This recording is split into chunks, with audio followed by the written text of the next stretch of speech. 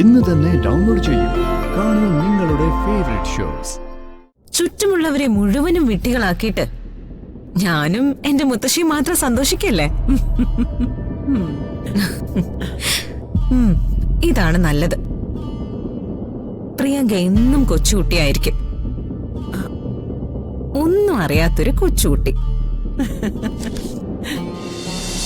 ഞാൻ ഇറങ്ങട്ടെ അച്ഛ.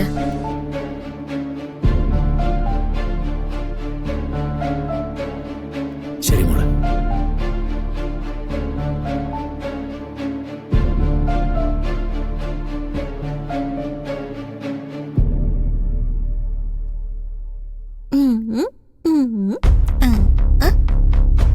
മോളെ ചേച്ചി പോട്ടെ. വേണ്ട ചേച്ചി പോണ്ട. ചേച്ചി പോണ്ട. ചേച്ചി പോണ്ട.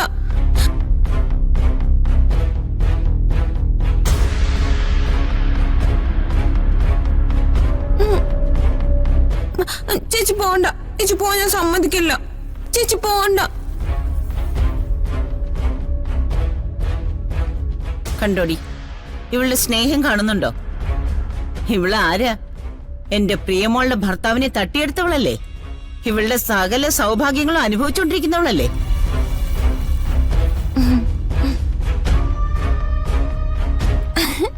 എന്നിട്ടും ഇങ്ങനെ പെരുമാറണമെങ്കിലേ അതെന്റെ പ്രിയങ്കമോളുടെ മനസ്സിന്റെ നിഷ്കളങ്കതയാ. അതെ, നിങ്ങളൊന്ന് മനസ്സിലാക്കിക്കോ. അമ്മ മോളുടെ മുന്നിൽ വെച്ച് അങ്ങനെയൊന്നും പറയണ്ട. അവളിപ്പോ നല്ല സ്നേഹമായിട്ടല്ലേ രാധികയോട് പെരുമാറുന്നത്.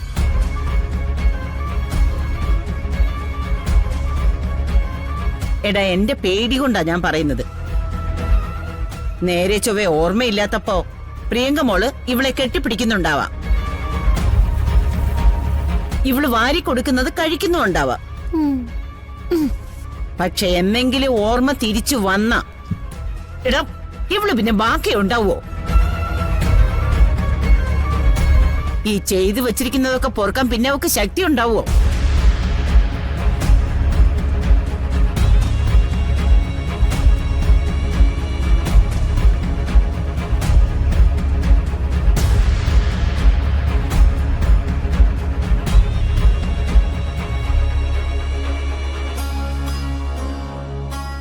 മോളതൊന്നും കാര്യാക്കണ്ട. ഇറങ്ങാൻ നോക്ക്. മോളെ, ഇവൾ ഇനിയും പട്ടിണി ഇരിക്കുകയാണെങ്കിൽ ഇടയ്ക്ക് മോളൊന്ന് ഇങ്ങോട്ട് വരേണ്ടി വരും. ഞാൻ വരാം അമ്മ.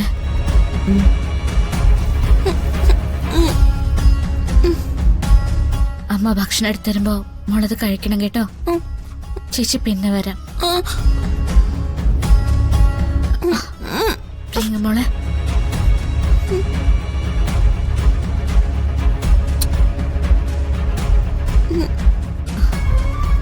ചേച്ചി പോയിട്ട് വരാം.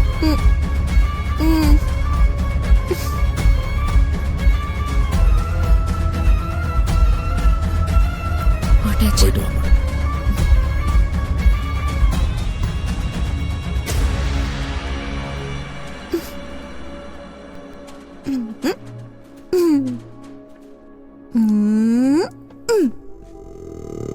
അവളുടെ സ്നേഹം കണ്ടു ദേവേട്ട. അതെ, കുഞ്ഞുനാളിൽ അവര് തമ്മിൽ എന്തൊരു ഇഷ്ടമായിരുന്നു. ഇപ്പൊ പ്രിയങ്കയുടെ മനസ്സിൽ അതേ ഉള്ളൂ.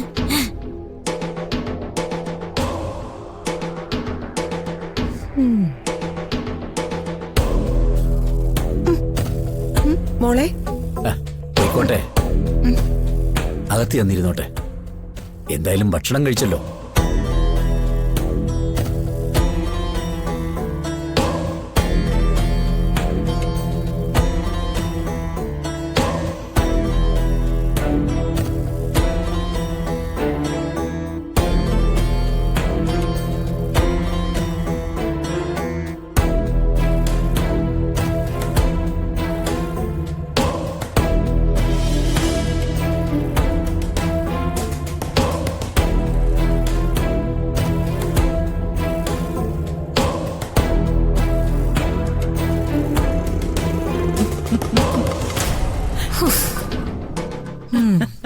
അവളെ സന്തോഷത്തോടെ മടങ്ങി മുത്തശ്ശി.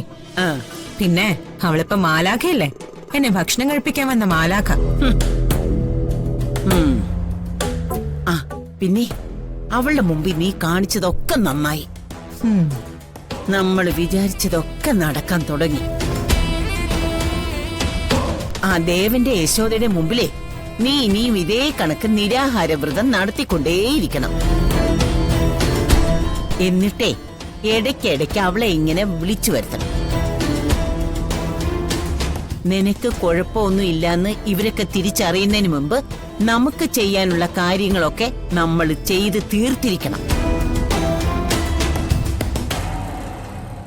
ഒരു തരത്തിൽ പറഞ്ഞ ഇതൊരു അനുഗ്രഹമാണ് മുത്തശ്ശി. തന്റെ അടുത്തോടെ ഈ വീട്ടിലേക്ക് വന്ന് കയറിയിരുന്നെങ്കിൽ ഈ കൺമുന്നിൽ കാണുന്നതൊന്നും എനിക്ക് ആസ്വദിക്കാൻ പറ്റില്ലായിരുന്നു. ഇതിപ്പോ അങ്ങനെയല്ലല്ലോ. ചുറ്റുമുള്ളവരെ മുഴുവനും വിട്ടികളാക്കിയിട്ട് ഞാനും എന്റെ മുത്തശ്ശിയും മാത്രം സന്തോഷിക്കല്ലേ? ഇതാണ് നല്ലത്. പ്രിയങ്ക എന്നും കൊച്ചുകുട്ടിയായിരിക്കും. ഒന്നും അറിയാത്തൊരു കൊച്ചുകുട്ടി.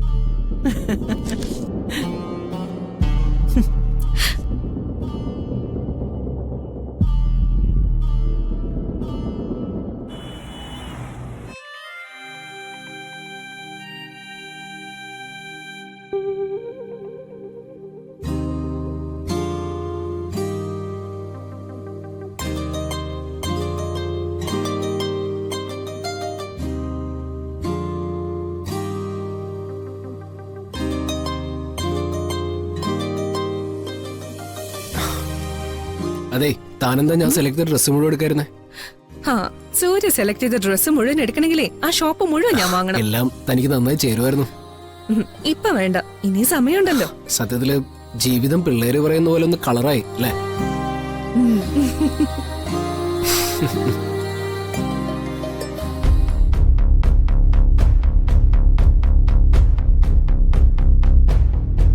കൽപ്പന, ഞാൻ ഈ വീണ്ടും വീണ്ടും ചോദിക്കുന്നോണ്ട് തനിക്ക് വിഷമം തോന്നരുത്. കുറവുകളുണ്ടെങ്കിൽ തീർക്കാൻ വേണ്ടിയാ. താൻ ഹാപ്പി അല്ലേ? സൂര്യ, സത്യത്തില് ഞാൻ ഇത്രയും സന്തോഷം പ്രതീക്ഷിച്ചിട്ടില്ല. ഞാൻ എക്സ്പെക്ട് ചെയ്തതിനേക്കാൾ എത്രയോ മേലെയാ സൂര്യ എനിക്ക് തരുന്ന സന്തോഷം. ഇപ്പോ ഞാൻ എന്റെ മനസ്സ് പൂർണ്ണമായും സൂര്യക്ക് തന്നിരിക്കുക. എന്റെ മനസ്സിൽ സൂര്യയോടുള്ള സ്നേഹം അല്ലാതെ വേറെ ഒന്നുമില്ല. എന്നാ നമുക്ക് പോയാലോ? നേരെ വീട്ടിലേക്കല്ലേ? നമ്മുടെ ഇന്നത്തെ ദിവസം ഇവിടം കൊണ്ട് അവസാനിക്കുന്നില്ല. നമുക്കൊന്ന് കറങ്ങാം.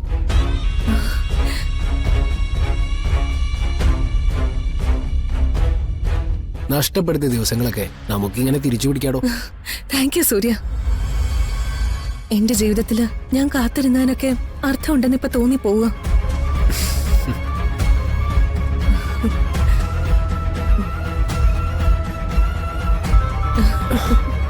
ഒരു മിനിറ്റ്.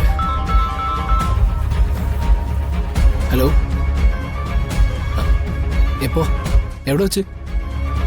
നിങ്ങൾ ഹോസ്പിറ്റലിൽ തന്നെ ഉണ്ടല്ലോ അല്ലേ? ശരി ശരി, ഞാനിപ്പോ തന്നെ അങ്ങോട്ട് വരാം. എന്താ സൂര്യ?